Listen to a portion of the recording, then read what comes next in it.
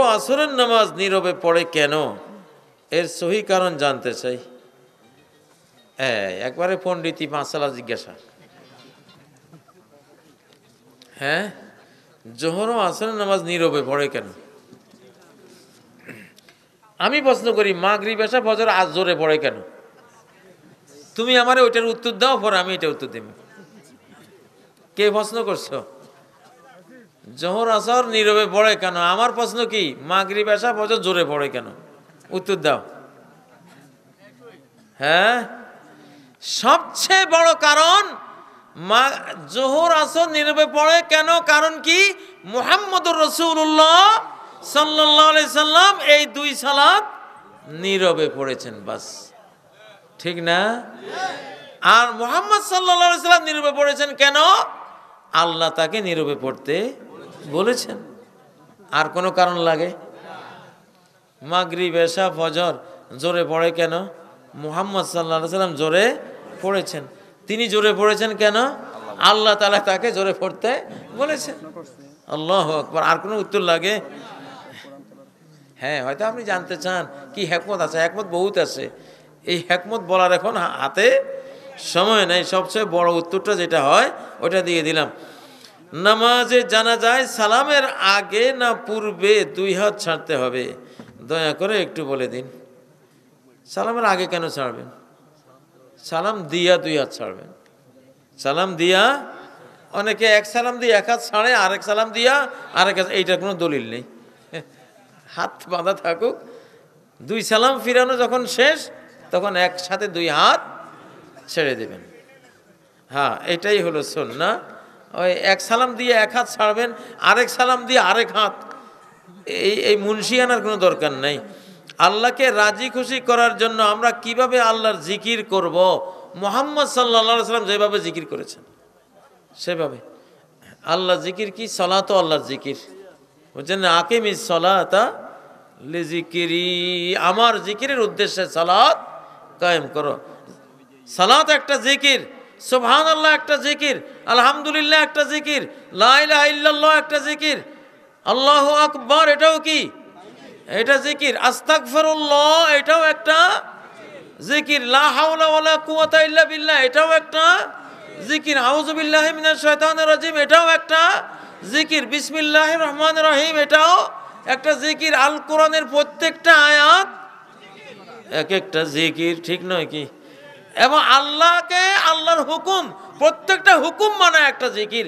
আল্লাহর প্রত্যেকটা নিষিদ্ধ কাজ বর্জন করা ওইটাও একটা জিকির। সুবহানাল্লাহ। একজন বাবা খাইলো না, কেন খাইলো না? আল্লাহ নিষেধ করছে মদ খাওয়া যাবে না, এটা সে জিকির করলো। কি করলো? জিকির করলো। আরেকজন ঠান্ডা পানি খাইলো, আল্লাহর হুকুম।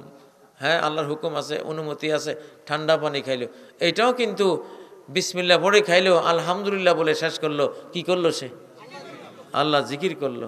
ঠিক না?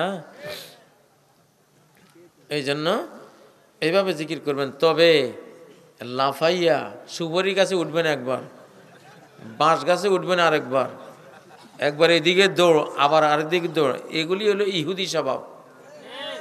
ইহুদিরা এরকম করে। উম্মতে মুহাম্মাদিয়ার কোনো ইবাদতের মধ্যে এরকম ফালতু কোনো আচরণ নাই। ইসলামের জন্য এগুলো বড় অপমানজনক।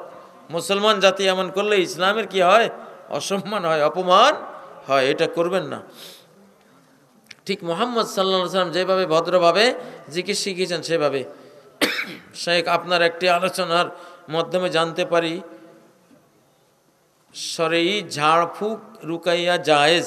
আমার প্রশ্ন হলো, এই ঝাড়ফুঁকের মাধ্যমে বিনিময়ে হাদিয়া বা সম্মানী বা টাকা নেওয়া জায়েজ হবে কিনা? নেবেন, 10 লাখ 5 লাখ নেবেন, কোনো সমস্যা নেই। 10 লাখ 5 লাখ নেবেন, ক্যান্সার ভালো করে ফেলবেন ইনশাল্লাহ। এইরকম আল্লাহওয়ালা হবেন, ফুল লোকে ক্যান্সার শেষ, 10 লাখ টাকা বিল নেবেন, কোনো সমস্যা নেই। আবু সাঈদ খুদরি এক সাপে কাটা লোককে সূরা ফাতিহা 7 বার পড়ে ফুঁ দিলেন, সে লাফ দিয়ে উঠছে। কান নামা উনশাতা মিন আকাল, সহিহ বুখারীর হাদিস। যেন তাকে উটকে বাঁধন থেকে ছেড়ে দিলে উট যেমন খুশিতে লাফায়, ওই লোকটা, মুমূর্ষু লোকটা ওইভাবে লাফ দিয়ে উঠেছিল। পরে 30টা অ্যারাবিয়ান ছাগল দিয়েছেন ওনাকে। ওরা কয়টা? 30টা। একটা অ্যারাবিয়ান খাসি, অ্যারাবিয়ান ছাগলের দাম যদি 20,000 টাকা হয়, 30টার দাম কত? 6 লাখ টাকা। তাহলে এক ফু দিয়া কত লাখ টাকা নিছে? কে নিছে? সাহাবী আবু সাইদ খুদরি। নবীজি শুনে বলছেন, হ্যাঁ আমারও এক ভাগ দাও। আরো কি বলছেন? ইন্না হাক্কামা আখাযতুম আলাইহি আজরান কিতাবুল্লাহ। আল্লাহর কিতাব দিয়া যদি কোনো আজর নাও, কিতাব দিয়া কোনো উপকার করে, কোনো রুগী ভালো করে বা কিছু করে যদি কোনো বিনিময় নাও, এর থেকে হালাল পবিত্র রিজিক পৃথিবীতে আর নাই। অতএব সমস্যা কি? যদি কোনো রুকিয়া শরিয়া করে, সারা সৌদি আরবে দেখেছি হিজামা সেন্টার, এই যে সিঙ্গা কাপিং সেন্টার, ঝাড়ফুঁক সেন্টার আছে। ওনারা পয়সা নেন না, কিন্তু কেউ দিলে দিতে পারেন। তো ঝাড়ফুঁক করে যদি রুগী ভালো হয়, এটা একটা চিকিৎসা। কোরআনের সাউন্ড ওয়েভ, শব্দ তরঙ্গে এমন রোগ নাই যেটা ভালো হবে না। সেরূপ মুখ থেকে যদি সে কোরআনের তেলাওয়াত হয়, তাহলে আপনি পয়সা নিতে পারবেন, কোনো সমস্যা নেই। আপনার আলোচনাতে জেনেছি যে মৃত ব্যক্তির উদ্দেশ্যে খাওয়ানো হলে তা গুনাহ হবে।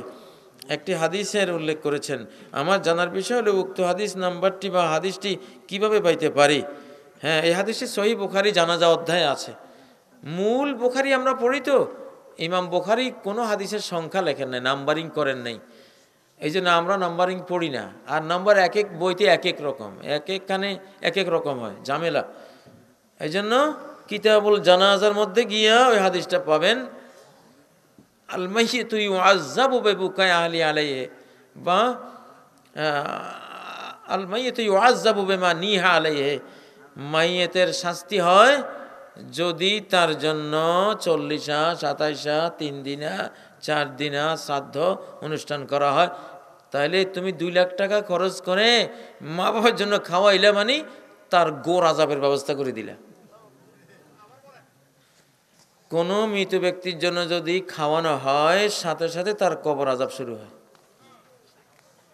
এটা বুখারীর হাদিস। আল মাইয়িতু ইউআযাবু, ইউআযাবু তো বুঝেন আযাব দেওয়া হয়, মাইয়িতু বুঝেন মুর্দা, মুর্দাকে আযাব দেওয়া হয়, জাহান্নামের শাস্তি দেওয়া হয়। বেমা নিহা আলাইহি, তার জন্য নিয়াহাত পালন করলে। নিয়াহাত মানে মৃত্যু দিবস, নিয়াহাত মানে 40, নিয়াহাত মানে 27, নিয়াহাত মানে মাইতের জন্য জিয়াফত, যাই করবেন টোটাল জিনিসগুলো নিয়াহাতের অন্তর্ভুক্ত। এই নিয়াহাত করলেই তার কবরে আযাব মাফ হয় না, সাথে সাথে আযাবের ব্যবস্থা হয়। কারণ নিয়াহাতটা কাফেরদের অনুষ্ঠান, এটা মূর্তি পূজারীদের শ্রাদ্ধ অনুষ্ঠান। কোনো মুসলমান কোনো মুর্দার জন্য এটা করতে পারবে না, নিষেধ। এটা কুফরি গুনাহ। কি গুনাহ? কুফরি গুনাহ। সহিহ মুসলিমের হাদিসে এটারে কুফরি বলা হয়েছে। ইসনাতানে হুমা বিন্নাসে কুফরন, দুটো জিনিস মানুষের মধ্যে আছে, দুইটা কুফরি স্বভাব। একটা হলো আর নিয়াহাতু আলাল মাইয়িত, মুর্দার জন্য খাওয়ানো। মুর্দার জন্য কি নিয়াহাত মানে তার জন্য শোক পালন করা, খাওয়ানো, জিয়াফত করা, এগুলি সব নিয়াহাতের অন্তর্ভুক্ত। ইবনে মাজার হাদিসে রয়েছে, কুন্না নাউদুল ইজতিমা ইলা আহলিল মাইয়িত ওয়া সানাআতাত তাআম মিনান নিয়াহা। মৃত ব্যক্তির পরিবারের ওখানে গিয়ে একত্রিত হওয়া এবং জিয়াফতের আয়োজন করাকে আমরা নিয়াহাত ভাবতাম। এই নিয়াহাত করলে সাথে সাথে কবরের মধ্যে ওই মুর্দার, ওই মা বাবার আযাব আরম্ভ হবে। এই জন্য যেটা মুর্দার জন্য করা যাবে, একটা মসজিদ বানিয়ে দেন তার নামে, সে সওয়াব পাবে। কিছু কোরআনে কারীমের কপি কিনে মুর্দার নামে এতিমখানায়, মাদ্রাসায়, মসজিদে দিয়ে দেন, বিতরণ করেন, উনি সওয়াব পাবে। মুর্দার নামে, মুর্দার পক্ষ থেকে একটা ডিপ টিউবওয়েল, কোনো এলাকায় যেখানে সুপেয় পানি নেই, এলাকাবাসী কষ্টে আছে, মায়ের নামে একটা টিউবওয়েল দিয়ে দেন, মা প্রতি বিন্দু পানির সওয়াব পাবে। বুঝেন না? তারপর একটা যাত্রী ছাউনি, রাস্তার পাশে বসার কোনো ব্যবস্থা নেই, যাত্রীদের দীর্ঘ পথ হেঁটে যেতে হয়। আমার বাবার নামে, মায়ের নামে একটা যাত্রী ছাউনি দিয়ে দিলেন, মা বাবা এর সওয়াব পেতে থাকবে। একটা কুকুরও যদি ঘুমায় ওই যাত্রী ছাউনির মধ্যে, মা বাবাই সওয়াব পেয়ে যাবে। একটা চোরও যদি ওখানে ঘুমায়, একটা খারাপ লোকও যদি ওখানে থাকে, একটা চামচিকা বাদুড়ও যদি ওখানে কিছুক্ষণ বিশ্রাম নেয়, ওর সওয়াবও মা বাবার অ্যাকাউন্টে চলে যাবে। এই জাতীয় 12টা পয়েন্ট আছে, ইউটিউব আমার বক্তব্য দেয়া আছে, ওগুলি করবেন। আর এই কাজটা করবেন না। এই কাজটা করলে তাহলে মা বাবার সাথে শত্রুতা করলেন, সন্তান হয়ে মা বাবাকে জাহান্নামের মধ্যে নিক্ষেপ করে দিলেন। এখন প্রশ্ন করবেন যে মা বাবা কেন জাহান্নামে যাবে? হ্যাঁ, কারণ হলো ওটা বুখারী শরীফে ওই কথাটা ওইভাবে উল্লেখিত আছে যে মা বাবা যদি এই সন্তানকে নিষেধ না করে থাকে যে বাবা আমি মরলে খবরদার আমার জন্য কোনো যে আবাদ খাওয়াবি না, গরু খাওয়াবি না, আমার জন্য কিছুই করবি না, নিষেধ, কঠিন নিষেধ করলে এর দায় হাসর দিন তুই বহন করবি, আমি এটা বহন করব না, কঠিনভাবে যদি বাবা মা সন্তানকে নিষেধ করে গিয়ে থাকে তারপরে যদি সন্তান করে তখন আর মা বাবার আযাব হবে না। কিন্তু মা বাবা যদি এটাকে নিষেধ করে না গিয়ে থাকে, সমাজে কে না জানি আমরা যে মরলে এটা করবে, আমরা সবাই জানি না? তাহলে আমার সন্তান আমার আত্মীয় স্বজনকে আমার নিষেধ করে যেতে হবে না? আমি তো জানি এটা মরলেই এরা করবে, এখন থেকে আজকে গিয়ে নিষেধ করবেন খবরদার আমি মারা গেলে আমার জন্য খাওয়াইস না। এই নিষেধাজ্ঞা যদি আপনি দিয়ে যান আল্লাহ তো জানা থাকবে, তখন আল্লাহ আর আপনাকে আযাব দিবেন না। আর যদি নিষেধাজ্ঞা না দিয়ে থাকেন তাহলে আপনি অপরাধী। কেন নিষেধ দিলেন না? আপনার সন্তানকে আপনি বারণ করলেন না, এখন আপনিও দোষী, আপনিও মামলা খাইলেন, এই জন্য আযাব হবে মরার পরে। খবরদার এই জিনিস করা যাবে না, সর্বনাশা জিনিস। মাগরিবের নামাজের পর আউয়াবিন নামাজের বিধান কি? নামাজটা হলো ফজরের পর, সূর্য উদয়ের পর। ভুলক্রমে কারা জানি আউয়াবিনকে মাগরিবের পরে নিয়ে গেছে, এটা হইলো ডিসপ্লেস করে ফেলছে আর কি, বুঝেন না? সালাতুল আউয়াবিন হিনা তারমুদুল ফিসাল, এটা সহিহ মুসলিমের সহিহ হাদিস, আলবানী এটাকে হাদিস সহিহ বলেছেন। আউয়াবিনের সালাত হিনা তারমুদুল ফিসাল, উটের বাচ্চার গায়ে যখন রোদের তেজটা অনুভব হতে থাকে, অর্থাৎ সকাল 8টা-9টা, ওই টাইমে যেই সালাত 2 রাকাত থেকে 8 রাকাত পড়ো, এইটা হলো সালাতুল আউয়াবিন। এটার অপর নাম সালাতুদ দোহা। আরেক সহিহ হাদিসে রয়েছে সালাতুদ দোহা সালাতু কুল্লি আউয়াবিন, সালাতুদ দোহাকেই আরেক ভাষায় সালাতে আউয়াবিন বলা হয়, এটাও হাদিস, আল্লাহ নবী বলছেন। ইশাক আর আউয়াবিনের মধ্যে একটু পার্থক্য করা যায়। ইশাক হলো মান সাল্লাল ফজরা ফি জামা, তিরমিজির হাদিস, যে ব্যক্তি জামাতে ফজরের সালাত পড়ল, সুম্মা জালাসা ফি মাজলিসিহি আল্লাযী সাল্লা ফিহি, তারপরে যেই জায়গায় জামাত পড়ছে সেই জায়গাতে সে বসে থাকলো, হাত্তা তাতলু আশ-শামসু, সূর্য উদয় পর্যন্ত। সুম্মা সাল্লা রাকাতাইনি, সূর্য উঠে গেলে পরে 2 রাকাত সালাত সে পড়ল। কুতিবাত লাহু হিজ্জাতুন উমরাতুন তাম্মা, তার জন্য একটা উমরা একটা হজের সওয়াব লেখা হবে পুরাপুরি। এটা হলো ইশরাক। ইশরাক পড়তে হলে ফজরের মুসল্লায় বসে থাকতে হয়, আর সালাতুদ দোহা সালাতুল আউয়াবিন পড়তে হলে বসে থাকার দরকার নাই। 8টা-9টা বাচ্চা আপনি 2 রাকাত 4 রাকাত 6 রাকাত 8 রাকাত, সর্বোচ্চ 8, সর্বনিম্ন 2। সহিহ বুখারীতে আছে সাল্লা সামানা রাকাতিন ওয়াযালিকা দোহান। উম্মে আইমান রাদিয়াল্লাহু তাআলা বর্ণনা করেছেন নবীজি ফাতে মক্কার দিনে 8 রাকাত পড়েছেন, এবং এটা ছিল সালাতুদ দোহা বা সালাতুল আউয়াবিন, 2 নামে ডাকা যায়। জাইতুন ফল সম্পর্কে জানতে চাই। জাইতুন হলো যজ্ঞডা, যজ্ঞডা চিনেন? যজ্ঞ গোড়া, হ্যাঁ এই তো আঙ্গুর লক্ষ্মীরায় কয় যজ্ঞডা। লক্ষ্মীরা চিনেন? লক্ষ্মীপুর, হ্যাঁ লক্ষ্মীপুরে আমাদের এলাকা কয় লক্ষ্মীরা, তো লক্ষ্মীপুরে কয় যজ্ঞডা। আপনারা কি বলেন? না জলপাই না, হ্যাঁ যজ্ঞ ডুমুর, এগুলি পাকলে ভিতরে পোকা হয়, ফাটাইলে পোকা কতগুলি বাইর হয়, আর কাঁচা থাকলে সাদা দুধ বাইর হয়, খালি ইয়ে করলে ছড়া হয় আঙ্গুরের মতো। পুকুর পাড়ে বেশি হয় ডুমুর। হ্যাঁ, এটা বিশাল এক ঔষধ। তিনে কসম, তিনের এই ডুমুরের কসম করছেন আল্লাহ তাআলা। প্রাচীন কবিরাজরা এটাকে অনেক ওষুধি হিসেবে ব্যবহার করত, ওষুধের কাজে ব্যবহার করত। তো অত্তিন ওয়াজ জাইতুন, জাইতুন হলো অলিভ বাংলাদেশে হয় না, অলিভের একটা অনুবাদ হয় জলপাই, কিন্তু আসলে জলপাই না। এটা এটা আরব জাহানে হয়, ফিলিস্তিনে হয়, সিরিয়ায় হয়, স্পেনে হয়, তুরস্কে হয়। এটা হলো অলিভ। অলিভ অয়েল ছিলেন না? অলিভ অয়েল, জাইতুনের তেল। পৃথিবীর সবচেয়ে শক্তিশালী তেল হলো জাইতুনের তেল। এটা জাপানি বিজ্ঞানীরা একটা গবেষণা করেছে যে মানুষ বুড়ো হয় কেন, কয়টা বাজে, মানুষ বৃদ্ধ হয় কেন, আচ্ছা মানুষ বুড়ো হয় কেন। তারা গবেষণা করতে করতে করতে একটা জিনিস পেল কি, মানুষের ব্রেইনে একটা হরমোন আছে মিথালোনিটস, হরমোনটার নাম হলো মিথালোনিটস। এইটা মানুষের 15 বছর থেকে 35 বছর পর্যন্ত শরীরে খুব থাকে, ব্রেইন থেকে শরীরে এটা লাভ করে, তখন মানুষ তাগড়া তরুণ থাকে। আর 35-এর পর থেকে মিথালোনিটস হরমোনটা কমতে থাকে, আর মানুষটাও আস্তে আস্তে বুড়ো হতে থাকে। 60-65 বছরে এটা একদম হারায় যায়, মানুষও একদম বার্ধক্যের শেষ সীমানায় চলে যায়।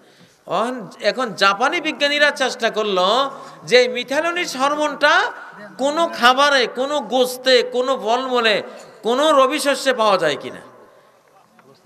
গবেষণা করতে করতে করতে ওরা এই মিথালোনিটস খুঁজে পেল 3 আর জাইতুনের মধ্যে। আল্লাহু আকবার, যেটা সূরা ওয়াত-তিনের প্রথম 2 শব্দ, ওয়াত-তিন ওয়াজ-জাইতুন, 3 আর জাইতুনের মধ্যে। তো তারা 3 আর জাইতুন খাওয়া শুরু করলো, উপকারও হওয়া শুরু হইলো, কিন্তু পুরোপুরিটা পাইতেছে না। তখন বুঝলো যে একটা মাত্রা আছে, 3 কি পরিমাণ আর জাইতুন কি পরিমাণ, ওই মাত্রাটা আবিষ্কার করতে হবে, তাহলে পুরো ফায়দাটা পাওয়া যাবে। তারা খুঁজতে খুঁজতে গবেষণা করতে করতে পেল ডুমুর বা 3 এক মাত্রা, জাইতুন বা অলিভ জাইতুন 7 মাত্রা লাগবে, 1 আর 7। ও 1 আর 7 মাত্রা যখন শুরু করলো, এইবার 100% ফল তারা পেল।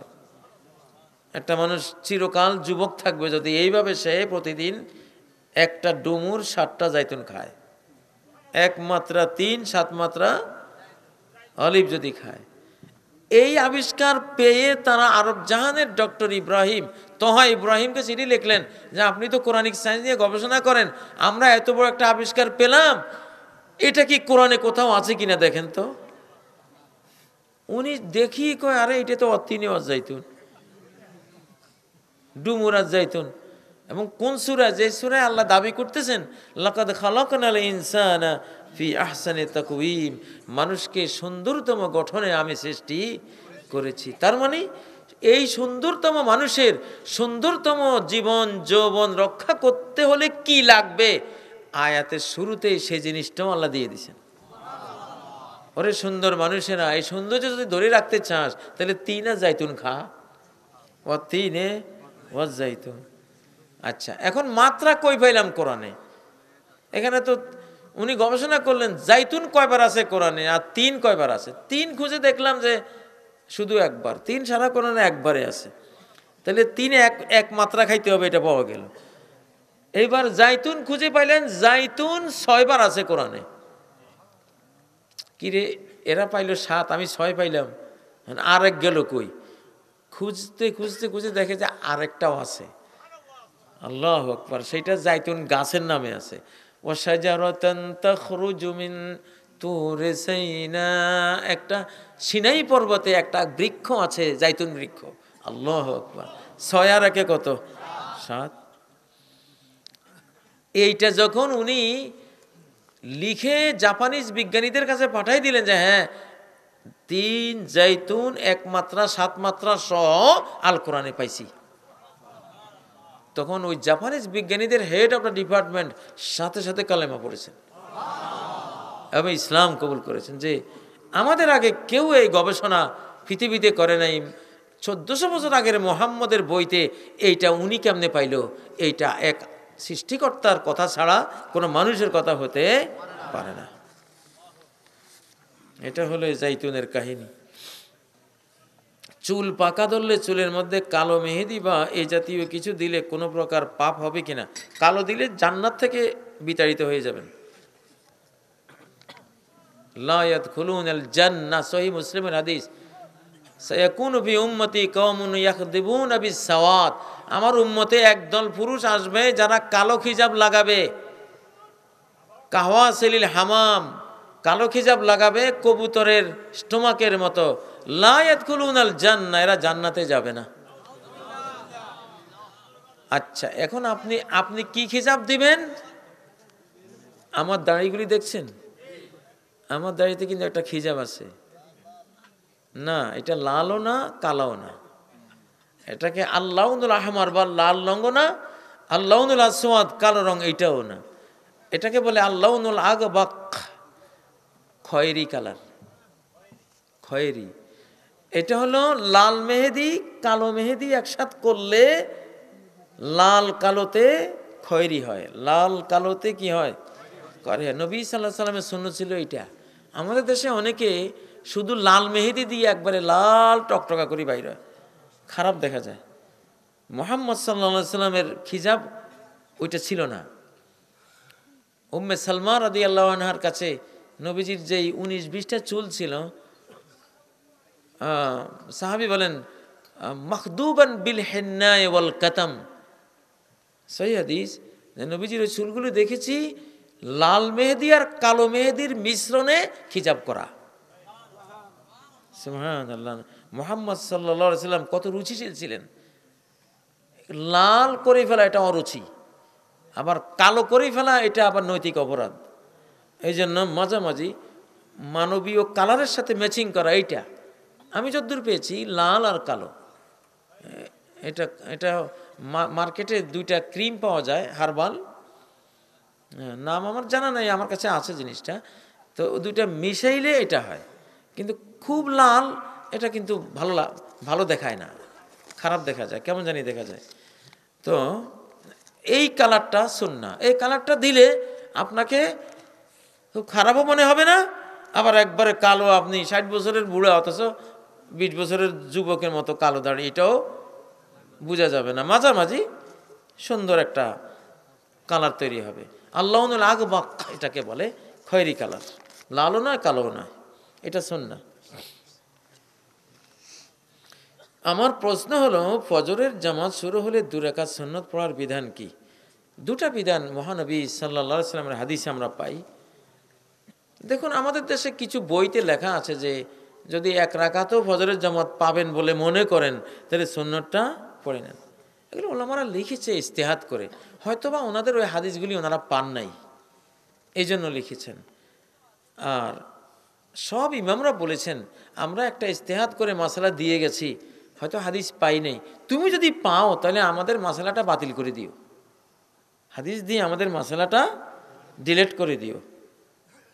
ইজা সাহহাল হাদিসু ফাহুয়া মাযহাবি, হাদিস সহি পাইলে ওইটাই মাযহাব। কত সুন্দর, হানাফি মাযহাবের মতো এত সুন্দর মাযহাব পৃথিবীতে আর পাওয়া যায় না, এত সুন্দর মাযহাব। ইমাম আবু হানিফা রাহমাতুল্লাহি আলাইহি বলতেন আমি ইজতিহাদ করেছি, কিন্তু আমার সব ইজতিহাদ তো আমি হাদিস পাইয়া করি নাই, অধিকাংশ হাদিস পাই নাই, গবেষণা করে বের করেছি। যেখানেই দেখবা আমার হাদিসের লগে আমার গবেষণা মিলে গেছে, আলহামদুলিল্লাহ মিলল। আর যেখানে বেমিল দেখবা, হাদিসের উপর আমল করবা, আমার কথাটা বাতিল করে দিবা। ফাদরিবু বিকওলি উরদাল হাইত, আমার কথাকে প্রাচীরের উপরে ছুঁড়ি মারবা। কত সুন্দর, কত সুন্দর ইমাম আবু হানিফা রাহমাতুল্লাহির নীতি।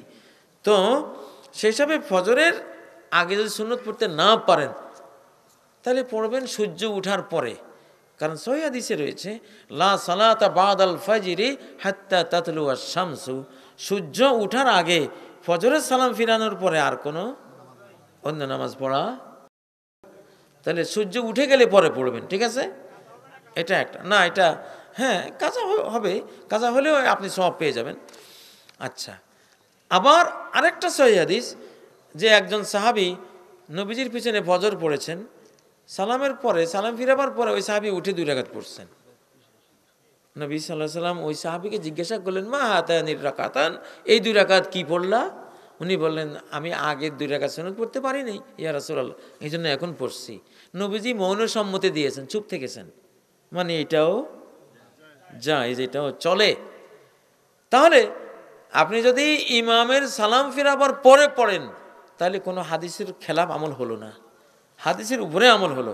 আর যদি ইমাম সাহেব জামাত চালাচ্ছেন, জামাতে আছেন, কেরাত পড়তেছেন, আর আপনি সুন্নত পড়তেছেন, তাহলে ডাইরেক্ট হাদিসের বিরুদ্ধে দাঁড়ালেন, ডাইরেক্ট খেলাফে সুন্নত, একটা বেদাত করলেন। কিসে হাদিস? সহিহ বুখারী হাদিস, ইজা উকিমাতিস সালাতু ফালা সালাতা ইল্লাল মাকতুবা। সালাতের একামত হয়ে গেলে ফরজ সালাত ছাড়া আর কোনো সালাত নাই, পড়া যাবে না, অবৈধ। সহিহ বুখারীর হাদিস। কোন কিতাবের হাদিস? আর পড়া যাবে না।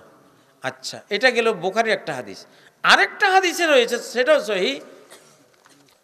এক সাহাবী একামতের পরে নবীজি আল্লাহু আকবার বলে জামাত শুরু করেছেন, আর উনি সুন্নতের নামাজ পড়ছেন।